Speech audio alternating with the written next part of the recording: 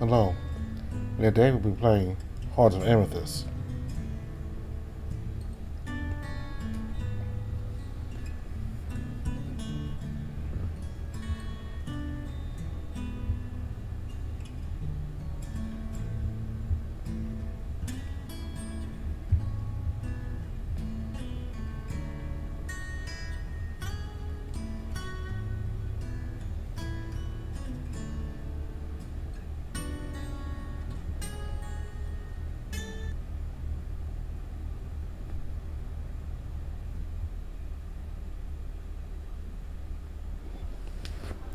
Upon returning to the grand hall, I noticed that most of the crowd has already moved to the front of the room, leaving only a few stragglers behind.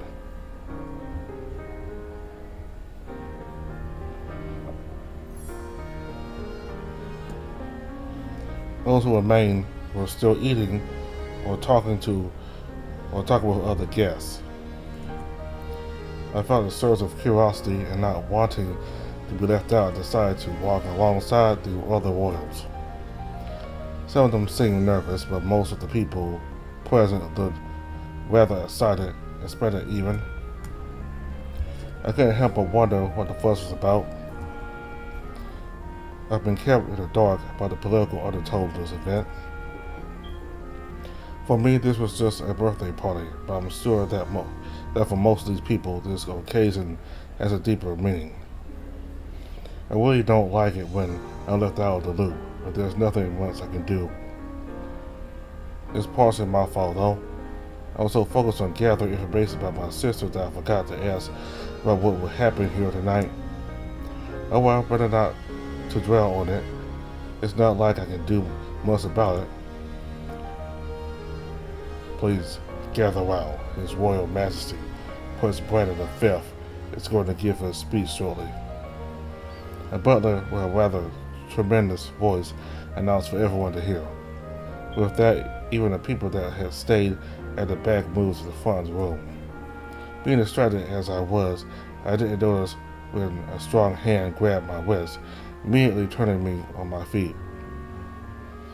Standing just a few feet behind me was a large and stern-looking Ruby. She looked down at me with those red eyes of hers, not smiling but not frowning either. Stoic as always. Ruby? You are required somewhere else. Please follow me. Okay. It's all I managed to say before she started pulling on my wrist, guiding us around the crowd with ease as she's taller than most of the attendants here. There was no need for any pushing though, as they all moved aside, not wanting to interact with us in any way. At first I thought it was because of my bad reputation, but to my surprise, I'm not the one receiving all these nasty looks. It was Ruby. Some royals were even avoiding the maid as if she had the plague. Could it be because she's intimidating? No, I don't think that's the case. They didn't seem to be scared of her, mostly disgusted. In any case, she paid them no mind as she traversed the halls towards one of the side corridors.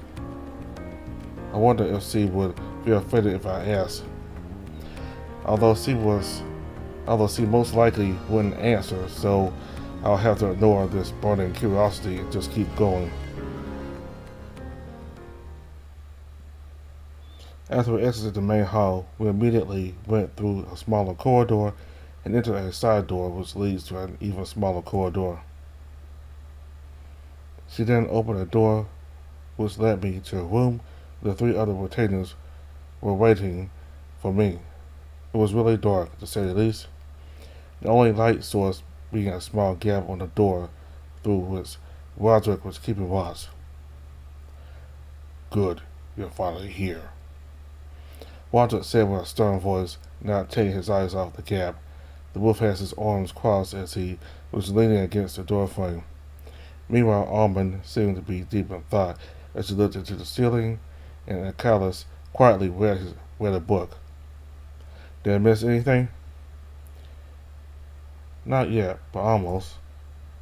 Achilles replied, taking his eyes off the pages of his book and meeting my gaze soon after. He really looked like he wanted to be anywhere but here. What do you mean? King is already at the throne. The birthday speech will start shortly. Walter answered, and Collis stared as the younger wolf rolled his eyes at that, resuming his reading. It was to ask why everyone seemed so on edge, but I felt like that would be a bad idea. I didn't want to worsen the mood. Why are we all crowded here? With the old man's retainers, we need to be close out all the time, especially in these public events, mate. Have some respect, damn it. Bite me, old man. The two wolves growled at each other, trying to demonstrate dominance over the other. But why here and not out there? Coming up with a quick question, I tried my best to de-escalate the situation. These two really hated each other's guts, because the only ones allowed out there are the royal family members. And Collins responded as he flipped the pages of his book, not even caring to lift his gaze as he spoke. It's always started. To his usual self, Roderick said as he opened the door a little wider, increasing the field of view of the outside. I walked closer to him, trying to watch what was going on for myself. The light blinded me for a split second as the contrast between the room and the outside was quite high. From this angle I could perfectly see the king, who was sitting on the golden throne. He is accompanied by Princess Dhalia, who is wearing a beautiful emerald dress. Meanwhile, a line of guards was forming a perimeter in front of them, separating the crowd from the royal family. Is this supposed to be the prince's birthday? Because I haven't seen him all night. That's because he's been busy discussing political matters with the king all night. Achilles answered that question from behind me. It's not often that all the vice-royals, cardinals, and the royal family are all together in one single place. One cardinal. The rest of them didn't even bother to show up. Roger added to the conversation, but before I could continue asking, we heard a loud cheer booming from the outside. People were going haywire out there, and as I checked to see what was causing it, I was met by Prince Brandon V himself. This was my first time ever laying my eyes on a man. He is a big-looking wolf with gray and white fur, covering his whole body, with a few spots of dark red showing in some areas of his head and neck. It was muscular, maybe too muscular for a prince, as I could see those bulging muscles even under all the layers of clothing he had on. If you asked me if he was bigger than Roderick, I could give you a straight answer. Not that any answer coming from me regarding this topic would be straight at all. Moving on to what he was wearing, the man clearly didn't spare any expenses. He was wearing a very regal-looking leather suit with a white shirt tucked underneath. Underneath it, and a pair of pants tied up with a leather belt. And to top it all off, a beautiful red silk cape which covered his right arm and combined perfectly with his deep red eyes. Wow, I said to myself, unable to believe how good this man looked. The prince waved and smiled as he made his way toward the throne. Once there, he kneeled in front of the king and then faced the crowd, who eagerly waited for the wolf to speak up. Members of the canine kingdom, I welcome you all to my 28th birthday celebration. I assure you must have been enjoying the food and the company so far, and I'm greatly sorry for making you wait this long. As you must know, dealing with royal business is a tough job. He joked and the whole room bursted with laughter. I personally didn't find it funny, but I guess I can't. I'm not a royal, and I've never had to deal with royal business, as the prince called it. Once that comment aside, I watched closely as the wolf asked the crowd for silence. Before I start, some acknowledgement is in order, and none of us would be here if it weren't for my grandfather's efforts and support. Thank you kindly for all you've done, my king. The man bowed, and the crowd politely offered the king a round of applause, to which the old king answered with a smile. Then the prince asked for silence once more time. We all know it's been a difficult year for the kingdom. the constant threat of barbarians looming over our eastern border, the frailty of the peace treaty with the birds in our northern border, and the increase of crime, delinquency, and piracy within our own territory. I'm sure all of that has led us to be scared for our lives and fearful of the kingdom's stability. But I assure you, my friends, the viceroys, the royal family, and the church are working their hardest to maintain order. Every promise shall be dealt with in due time, that I promise you tonight. The crowd clapped even harder this time, making the prince's grin grow even wider. It seemed like he was really enjoying basking in all this attention. Now, before we continue to enjoy ourselves, there are a couple of announcements I must share with all of you. I could feel the crowd holding their breaths. Everyone seemed on edge, hungry for any sort of information the prince could give to them. First and foremost, I'm extremely excited to announce that my dear wife has been blessed with our firstborn. The orders clapped for the third time, and at this point I wonder if their hands were getting itchy. Thank you, you are very kind.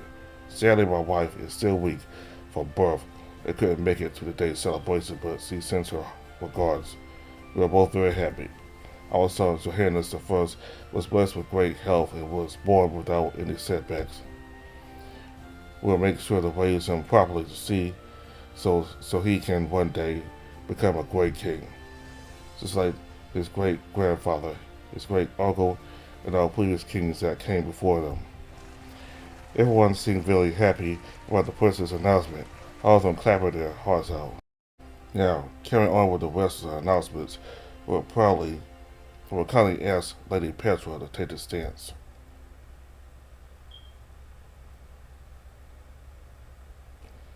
That's when the prince stepped aside and a scrawny-looking woman took the stage instead. As the prince did that, I could see the wolf lady I met before taking his place. I called his cousin. She seemed rather nervous to be in front of so many people, and I honestly couldn't blame her. It has to be nerve-wracking to be up there. Thank you, Your Majesty. People of the Canine Kingdom. I'm here to present to you the latest discovery in my investigation about minerals' qualities and their potential uses. I know many of you may think this is not important, but this is a discovery of the century. I assure you. So please settle down. Once she said that, the girl started her explanation. To be honest, I disconnected after a while, as she proceeded to explain a lot of scientific details about the different types of minerals and their influence in magic. Luckily, the prince decided to intervene after 10 minutes of babbling. Dear Lady Petra, I'm sure we will all read your paper once it's published, but if you please, could you get to the point? Yes. Sorry, Your Majesty. As I was saying, the main problem with quartz is the fact that they merely reflect magic. They can't store it or amplify it. Well, until now. And modify a mineral into being capable of doing both of those things. Allow me to present to you the amethyst fragmented crystal. As she said that, she took an amethyst crystal out of her dress and presented it to the public. I could barely see it from here, but I noticed that the crystal was shaped like a pendulum and it was shining brightly. It wasn't that big, but it was big enough to cover most of the palm of her hand. The crystal by its own is worthless. Actually one of the cheapest gifts you can get in the market. But when it's cut at certain specific angles and exposed to some particular conditions, it becomes magically inclined. She seems to be getting more and more excited by the passing second. It was like seeing a child showing off her new toys to their peers. Now, Your Majesty, will you allow me to demonstrate? The girl turned to the old king, and the man nodded, which made her visually light up with glee. Prince Brandon, you are a red-eyed wolf. Am I correct? Yes, you are correct. The younger wolf looked confused at her question, raising an eyebrow at the lady. I honestly can't blame him. I've been there. She is a confusing individual. In any case, she didn't seem to pay that any mind as he carried on. Now, could you hold this for me, please? She handed him the amethyst pendulum-shaped crystal, and the prince cautiously grabbed it. If you may, could you point it towards the ceiling, please? He did as he was told, cautiously walking a little further ahead from where the king and the princess were. Meanwhile, Lady Petra was smiling from cheek to cheek. Now apply enough force to break it. It shouldn't be too hard. You want me to break it? Yes, please. Don't worry. I've made hundreds of those. Very well. Before anyone could even acknowledge what was happening, a bolt of lightning tore through the room and landed itself on the ceiling, damaging part of the art. Everyone gasped and screamed at the event, unable to comprehend what just happened. All the guests were in a state of shock, and that included the prince himself, who dropped the crystal to the ground as if it had burned him. Meanwhile, the guards were trying their best to keep everyone calm, but people seemed uneasy. Please, everyone, remain calm. Everything is under control, Petra said with the biggest grin on her face. As you can see, that even the prince, who is a red-eyed individual, has managed to do elemental magic. I want you all to imagine the hundreds of uses we could give to these crystals. The possibilities are endless. She acted like a mad scientist, and everyone was more wary than impressed at this point. Yes, thank you for such a unique display. The prince coughed as he tried to compose himself. He still seemed a little freaked out, but he was trying to play it cool for the sake of the party. Here it is, everyone, the future of the kingdom. Thank you so much, Lady Petra. At first, the guests appeared to be unsure if to clap or not, but eventually they buzzed and clapped anyway, smiled at the crowd, and then walked away from the throne.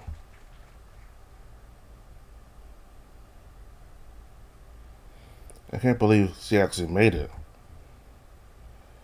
I heard Achilles speaking from behind me, so I turned around to meet his gaze, but he was lost in his own thoughts. There was a mixture of anxiety and worry spread all over his face. I can only guess this is about what we talked about earlier. He was probably scared to the core about the fact that his cousin could replace him any moment now. It's not often that Achilles shows his emotions, so seeing him like this was making me feel a little uneasy.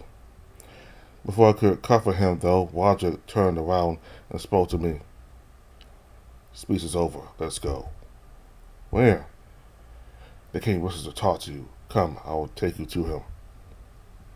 For a moment, I was unsure of what to do. I kind of wanted to stay and make sure Achilles was okay, but at the same time, I felt like this was probably important. I mean, the king requesting my presence. It's not like I could turn him down. So deciding to leave that talk with Achilles for later, I exited the door, following Roderick closely. I really hope he'll be okay. Back in the main hall, I noticed that most guests had gone back to dancing or talking, not paying much mind to the king and his grandson, who were still lingering by the throne. I still don't understand why he can't let me announce it. The conversation between the two seemed heated.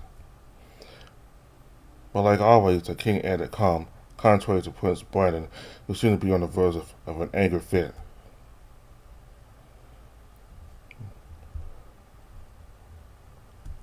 What must I do? The king asked him to stop as he saw us approaching, forcing the prince to change his tone in his face. The old man gave both Roderick and myself, a small nod of announcement, and so did the prince. Brandon, I want you to meet Sir Ellie.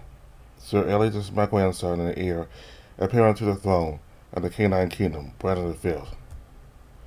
Brandon bowed respectfully, and I imitated him, lowering my head as a sign of politeness. You got quite the reputation, Sir Ellie. It's a pleasure to finally meet you. He's got a very kind and warm smile, and I couldn't help but blush a little as he kept staring at me. Likewise, sir, it's a pleasure. Anything else I can do for you, my lord? No, Sir Roderick. You're free to enjoy the party. Roderick bowed and then looked me in the eye one last time before leaving our side.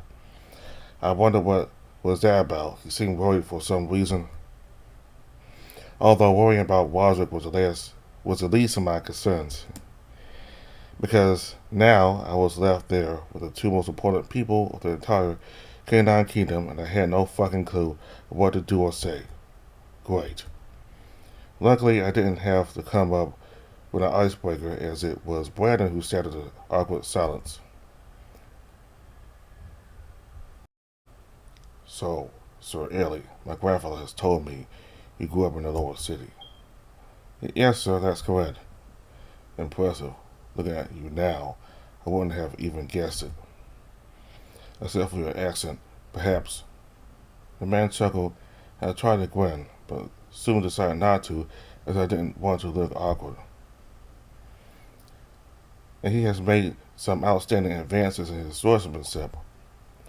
I came toe to toe with a trained knight in a practice match. Did he now? I wish I could have seen it. Wow, it feels good to be praised for something you actually feel proud about. I tried my best in that match and I ended up winning fair and square. In any case, let me bore you no longer with my mindless talk. There is something really important we must discuss and concerns of both of you. Suddenly the king's face turned serious as he adjusted himself properly on the throne. I could feel myself getting tense, but so did the prince. It is no mystery that I'm not getting any younger. My time in this world and my time as king are coming to an end, and as much as I don't want to admit it, it's time for me to take a break. Brandon, you are an outstanding member of our family, and you have fulfilled most of my expectations.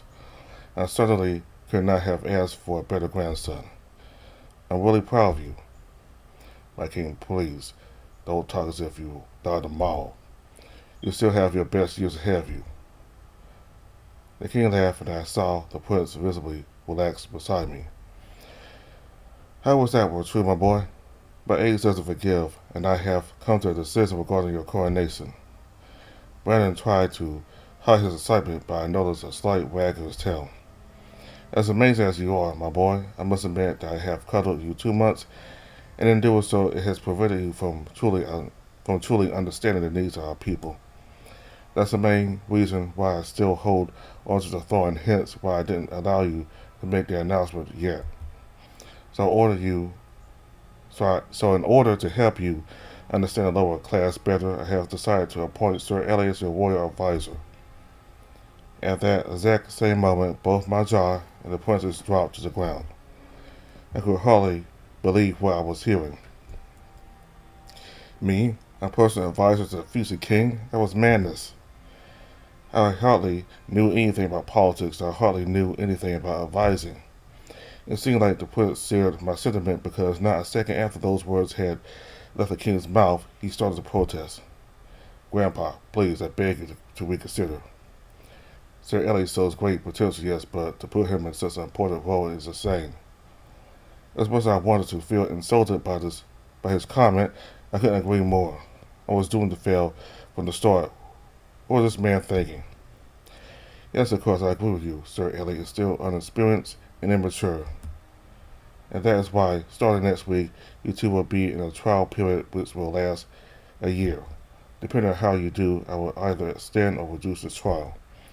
Once it's done, I assure you, the crown will finally be yours. The prince closed his mouth shut and looked away, gripping his fist so hard I thought he was going to draw blood. And Sir Ellie, the king turned to me, his typical smile being present. I noticed a surprise if there is no way to prepare you for such a task, but I humbly ask you to accept. I truly believe you are a ray of hope sent to us by the goddesses, and you would be doing this kingdom a great service. The stare of both the king and the prince froze me in place, making it impossible for me to process the severity of the situation, and even worse, to form a single sentence.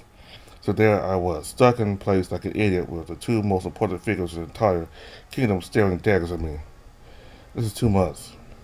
I get acquainted with the idea for a week, and that goes for the both of you. By the time I go back to Rose Island in 7 days, We will reach a decision. Grandpa, please. If that's final. He set the prince up in a matter of seconds. It's honestly impressive how such a tiny man is capable of controlling such a big individual. The power of the crown in all its glory, I suppose. It's like those power bottom situations, but in this case, it would be really weird and extremely creepy. Not to mention disturbing and disgusting. Actually, how about you two spend the rest of the evening together? I'm sure you have lots of things to discuss. Red and I exchanged glances, then we turned to the king and nodded. Of course, as you order, your majesty. Yes, of course, sir. Splendid. Off we go then. And with that, he hustled us off toward the party.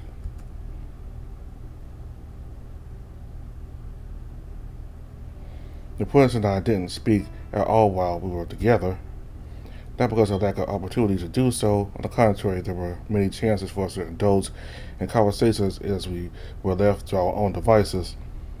But I was honestly too nervous and I didn't know how to approach our situation. And I'm sure he's got a lot on his mind too. So we decided to spend most of our night in silence with only the occasional guest who would come around at night and conversation with His Highness. He didn't seem to enjoy much the company of the other royals, though. I noticed that he felt uncomfortable when they approached him. The further end of his tail tensed up, his lips curved to form a fake smile, and his eyes twitched for a few seconds. These were such minor details, but they made me wonder if he was always this, socially awkward. Not that I was criticizing him or anything. If nothing, this made me like him more because it meant that we had something in common. Or maybe I was just jumping to conclusions and he was merely on edge after what the king said. I mean, I would be too if all of the southern my fate depended on a total stranger that came out of nowhere. Honestly, what is our old man thinking? Has he gone completely senile? I really wouldn't even know what to do as royal advisor. Like, they're the ones that keep the kings from making terrible decisions, right? Do I really look like someone with enough common sense to fulfill that role? I almost blasted the king of the Canine Kingdom to pieces not that long ago. Clearly, making good decisions is not my strong suit. Oh, goddesses, and I thought being a retainer was already too much pressure. Hopefully the king will reconsider. But, well, he doesn't. So I turn it down? Am I even allowed to do so? He told me to think about it, but it honestly felt like I didn't have much of a choice. I was trapped in the king's game again. He did it once, when he appointed me as his retainer, and he was doing it again. I sighed deeply, making the prince turn my way. Not wanting to bother him, I offered an apologetic smile, but his eyebrow raised nothing less. I see you're as distressed as I am. Forgive me for ignoring you. I just had a lot on my mind. Well, I wasn't expecting this type of treatment. He was the polar opposite of his cousin. No, please, don't apologize, Your Highness. It's not that I said apologize instead. I'm the one standing between you and the crown. The man squinted his eyes, probably analyzing what I just said. You're planning to accept. I don't have much of a choice, do I? I'm supposed to follow his orders. I suppose so.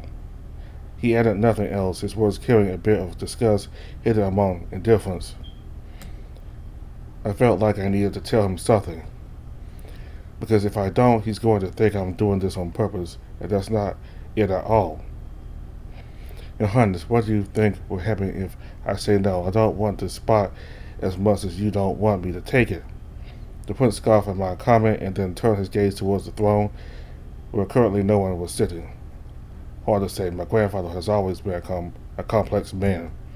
He enjoys plotting silly games like this one, and when they don't work, he plots the next. I could kindly ask you not to take the spot, but then he would find another reason to not make me king. And then another, and another. It must be very frustrating. You have no idea. As he fell silent, I thought the conversation was about to end again, but to my surprise, he continued talking. I have lived my entire life preparing for this world. Ever since I was little, I was told I was the only heir to the crown. Can't imagine what kind can't imagine what that kind of pressure would do to a kid. It was rough at times, but I got used to the idea, and it eventually became my dream. I wouldn't change it for anything. I felt a strong surge of sympathy running through my body. Can't say I've been in his position, but I kind of understand what he's going through, as I know what it feels to have your dreams snatched from you over and over again. Each time I thought I had a lead on my sister, I would end up on a dead end, just like him with the crown. I guess you could say I relate to him, at least to some extent. At that point in our conversation, I really wanted to tell him something to make him feel better, but as I was about to open my mouth, we were interrupted by the arrival of another guest. The energy of the youth is certainly something both of your auras sparkle like stars. Cardinal Caution, well, honored to see you again. Enjoy the party. Quite, for an old man, the goddesses have blessed me with a strong stomach. The old coyote bowed his head at the prince, and then he grinned as he acknowledged me, doing a little bow as well. To what do I owe the pleasure, my good man? Is there anything else you need to say to me? The prince spoke with his regular princely voice. He was a completely different man from the person I was talking to seconds ago. He changed from sweet and vulnerable to strong and stoic, almost like he put on a mask. No need to be so formal, my good friend. I'm just here to chat. The man said with a kind smile, rubbing at the top of his belly. I took a glance at the coyote, and I felt a shiver running down my spine. He was not facing my way or even talking to me, but for some reason I had the vague hunch that this man's attention was on me and not the prince. Unless I'm interrupting something. No, don't worry about that. Sir Ellie and I were merely chatting, right? Yeah, don't worry about that, sir. Good. I'm glad my presence isn't causing any discomfort. The cardinal announced, happily making the prince and I stare a look of understanding as we agreed to leave the result of our previous conversation be discussed at a later time. First of all, I must congratulate you about the baby side. Life is always a blessing. I cannot imagine how much glee you must be experiencing right now. Yes, quite. We have been trying for years. It almost feels like the goddesses didn't plan for us to have an heir. Thankfully, it seems like they changed their mind. My lord, the goddesses never change their minds. If they bless you with a son now and not before, it's because it was probably not the right time. Yes, of course, silly me. The prince forced a smile. I couldn't help but notice that this one seemed more fake than all the previous ones, as if he was actively trying not to show any real emotion. It made me wonder if something the cardinal had said struck him the wrong way. By the way, my lord, how is Lady Rose faring? I heard it was a difficult delivery. Really? But that's not what... Oh, never mind. He probably said that was the intention of pacifying the expectations of the other royals. They're not smart. It makes sense, though. If someone has to keep things under control, that would be the royal family. I see your sources are very well informed. The cardinal just smiled, not admitting to anything and not showing any sign of remorse. These your worries still live, but the healer said she would most likely not be capable of birthing another baby. Oh gosh, that's terrible. It's what I would have said if I wasn't stuck in place, too scared to interrupt their conversation. Almost like a little kid not wanting to interrupt mommy and daddy when they're talking. Thank the goddesses they bless you with her male heir then. Yet another proof of their holy mercy. If that was a mercy, I didn't want to imagine what their wrath was like. Gosh, that's messed up. Yes, the royal line is thin enough as it is, almost as if it had been cursed, don't you think? Silence said. The prince spared me a quick glance, and then looked at the cardinal with a blank expression. The cardinal, on the other hand, seemed surprised, but quickly hid that fact behind a grin. Nonsense, my lord. It's just been a couple of hard years. I'm sure everything will be better from now on. The goddesses would never abandon their favorite children. The cardinal offered the prince a reassuring smile as he patted his belly with his only available hand. Let's hope you're right. As the conversation was about to die, the cardinal decided to open his mouth once more. By the way, my lord, have your grandfather and yourself given the church's proposal any thought? That piqued my curiosity, as I didn't know the royal family had any close deals with the church. Although, to be fair, there are many things I don't know. The king insists on not letting her go, and I must abide by his choice, although he wills to do something about it is up to you. For the time being, that's all I can do.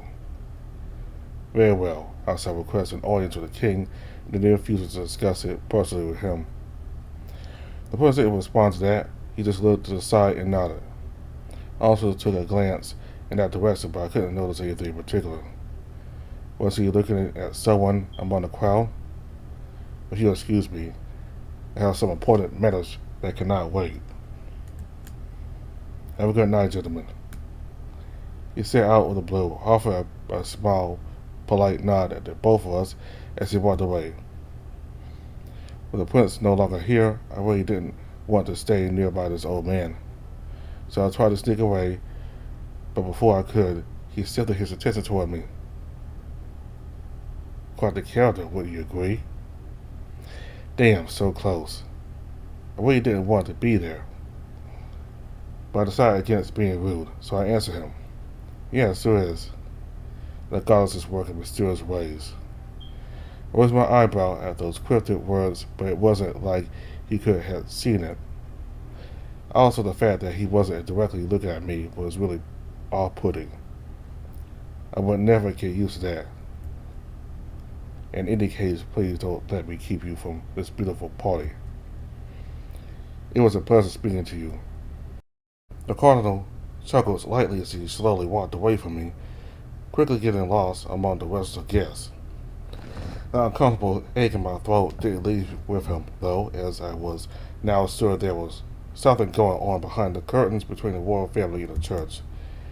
It made me feel uneasy to think about all the political drama I was getting myself in, but I guess this is what I signed up for, or what my hand was forced to sign. Either way, I could really use a drink right now.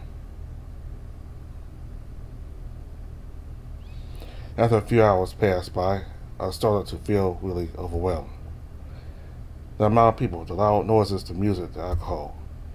It was too much for little old me. So I decided that the best thing that I could do was to step out for a few minutes and take a break.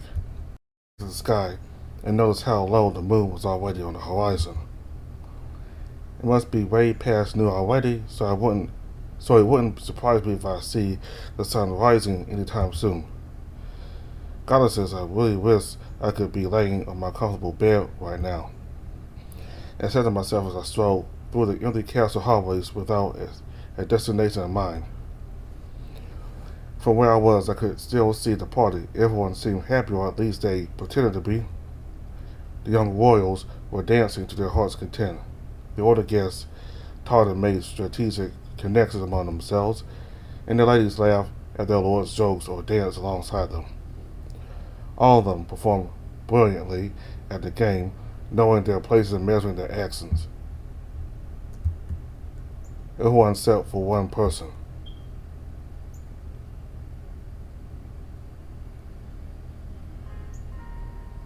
My eyes landed on her as they trailed around the castle's facade. Princess Dhalia, who often acted all high and mighty, was at the time behaving not at all princessly. She was by the other side of the garden, laying on top of the fence with her arms tucked around her head. Had she been crying? I couldn't tell from where I was standing, or perhaps she was feeling a little tipsy, although I never saw her drinking a single glass of wine. In any case, all I knew with certainty was that the girl was not interacting with anyone nor was he even trying to be sociable. And that was not a usual behavior in these kinds of events. Curiosity started to eat me alive, so I decided to approach her slowly, not wanting to startle her. I personally wasn't the biggest fan of Princess Dhalia, but I did love the gossip. As I got closer, I could hear the unmistakable sound of crying. Being a few feet away from her, it was time to make a decision. I could go and try to comfort her, but in reality, I wouldn't know what to say, and I could make things worse. Or I could just leave her alone, although she's clearly distressed and in need of comfort. So I will. Yes, it's fine. I may not like her much, but I'm not heartless enough to just leave. Besides, even if I probably won't give her life-changing advice, the least I can do is to be there for her, just keeping her company. That's what I would like if I were in the same situation.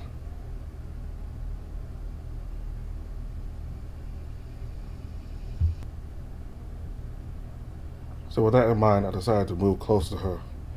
I touched her shoulder with my hand as a sign of comfort and understanding. As expected at first, she didn't even acknowledge my existence, but after a few long and excruciating seconds, she grunted. "What do you want, Ellie?" "Nothing, really. Just wanted to make sure you were alright." "I am, so leave me be." "Okay, Ellie," deep breaths. This is to be expected, and you decided to stick your nose in her business. And as Mom used to say, patience is a virtue. Did something happen? Did someone tell you something mean, perhaps?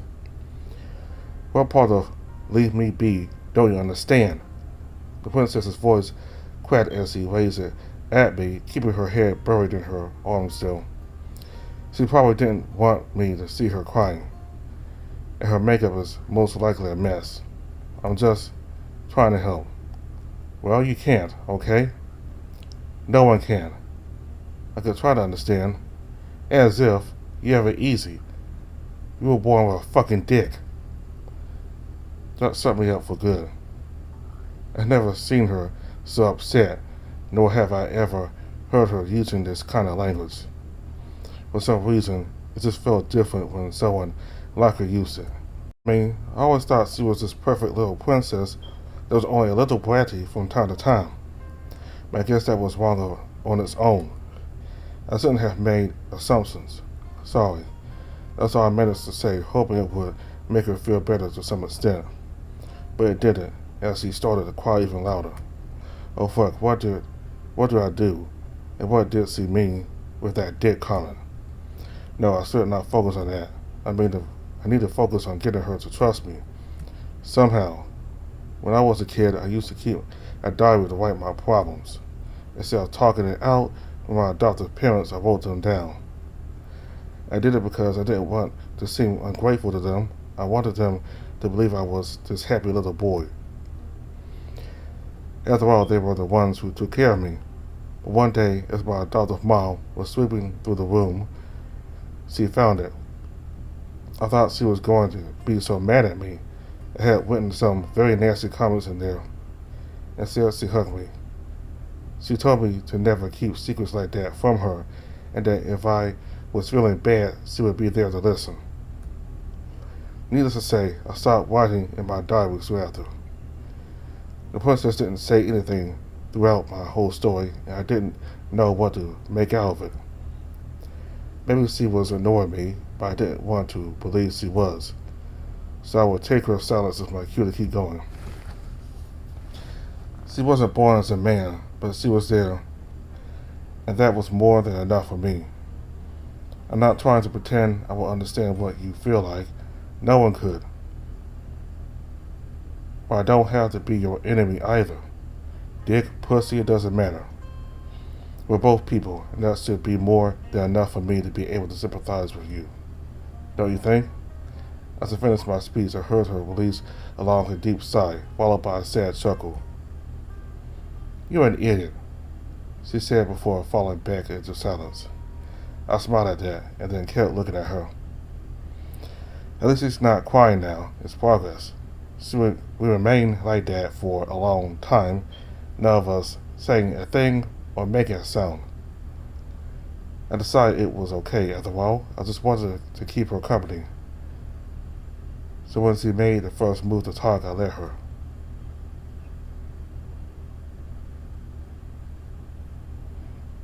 You really want to know? Only what you feel like telling me. Okay. You probably know this, but there has never been a female heir to the throne. It's customary for the first male born to inherit the crown. It's been that way even before the time of Andres. Yeah, I'm aware. Well, you should also be aware that princesses must serve a role to the family as well. What do you mean? She looked away from me towards the moon. I could finally see the stains from the makeup covering her cheeks. It was indeed a mess. When my father died, he was going to a political meeting in Colombia.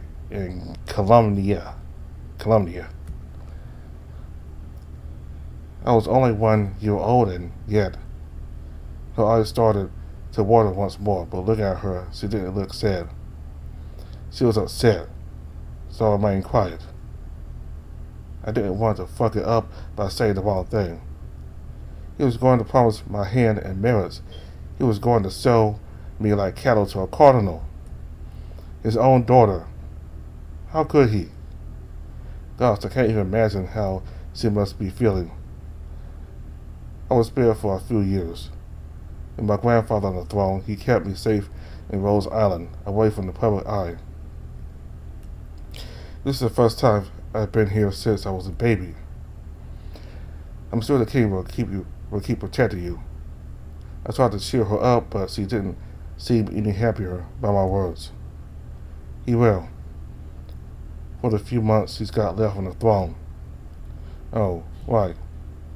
Brandon and I barely know each other, and I'm sure he won't doubt for a second to handle me to them. Especially if it will score him an alliance with the church. After that, we both remained quiet. I got closer to her and placed my hand on her shoulder again, and she allowed me to. I couldn't believe her own family was doing this to her. It's just awful. I met him tonight. Who? My alleged fiancé, Cardinal Cassian. Cassian! I almost told on the word, and I couldn't believe my eyes. He was her fucking fiancé? That armless old man? No wonder she was crying. And, what did he tell you? Nothing much. He just introduced himself and then, well, I guess he can figure out what we talked about. The marriage? She nodded and I could hardly believe her. What a terrible experience that must have been. He proposed to me in front of everyone. Really? That slimy old man. I was about to ask her what happened next when... Dhalia, darling, the king wants to see you. None of us saw her or even heard her approaching, but Ruby sneaked up on us and almost scared the crap out of me. Oh, goddesses, I can't go looking like this. I'm a mess. You are indeed, darling. Come, I'll escort you to the bathroom. Follow me. Ruby let Dhalia go past her into another hall, away from the party. Before she left, though, she turned back and offered me one last side smile. Once the princess was gone, the maid turned her attention toward me, looking into my eyes with those red ones of hers. Then she said, "Thank you." Huh? For being there. She needed someone to talk, and I've never been good with words. Now, if you'll excuse me. As the maid had nothing left to say, she soon followed Dhalia back into the building. I took a last glance at the stars and then sighed.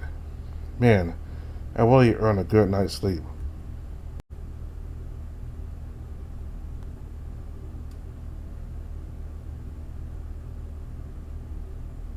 Chapter 4, Before the Storm.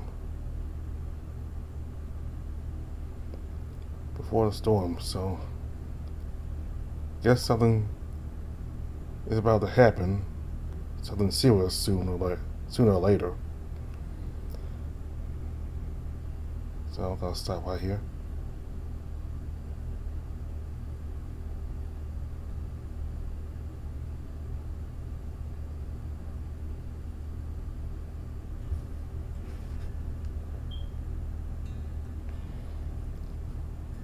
There's still more to this update, and we'll cover the rest of it next time. So we got to learn about Dhalia. When we first saw her, she was like the stereotypical princess, mean and arrogant and uppity. But we got to see a different side of her.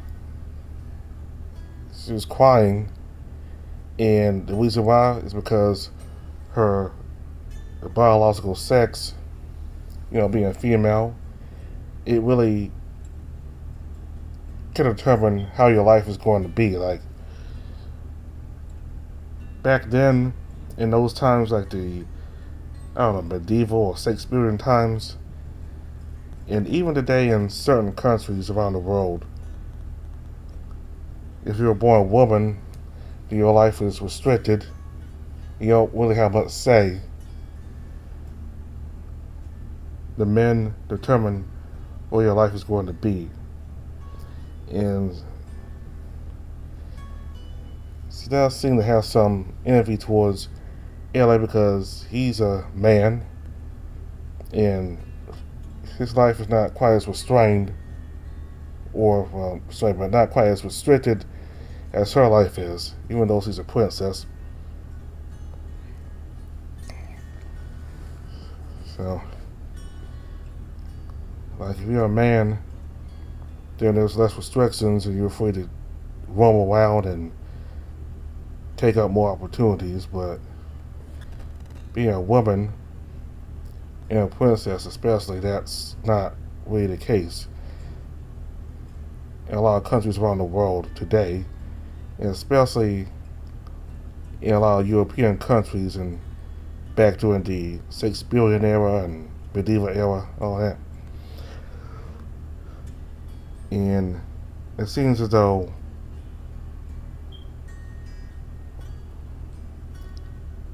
I forgot his name already, the king's grandson, I don't think he doesn't know her, and I don't think he really cares about her that much. He probably is going to approve the relationship between her and Cassian. And when I found out that Cassian was her fiance, it really lets you know just how countries operated back then in those times. And even today in some countries around the world it still happens. So for there to be unity between the kingdom and the church, the cardinal, Cassian, is to marry Princess Dhalia. And this man is easily old enough to be her father, but she's getting married to him. It's really sad.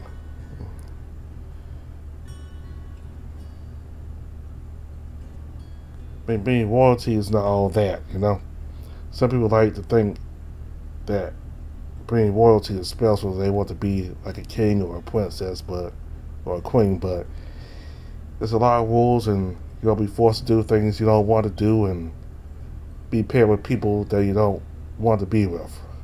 But it's certainly not a life that a lot of people think it is. I don't envy her situation at all, or any of the people in the royal family. To be honest, I don't envy any of them in the royal family. I want nothing to do with it. So, the king's grandson, he seems really nice. At first I thought there was going to be some issues because, he's going to be kind of cold. Because, he's royalty. And royalty will do that to you. But he was nice, and he was even understanding of Ellie, and Ellie even saw a bit of him in the king's grandson. So while he is the king to be, and while Ellie is a commoner, they do have some things in common.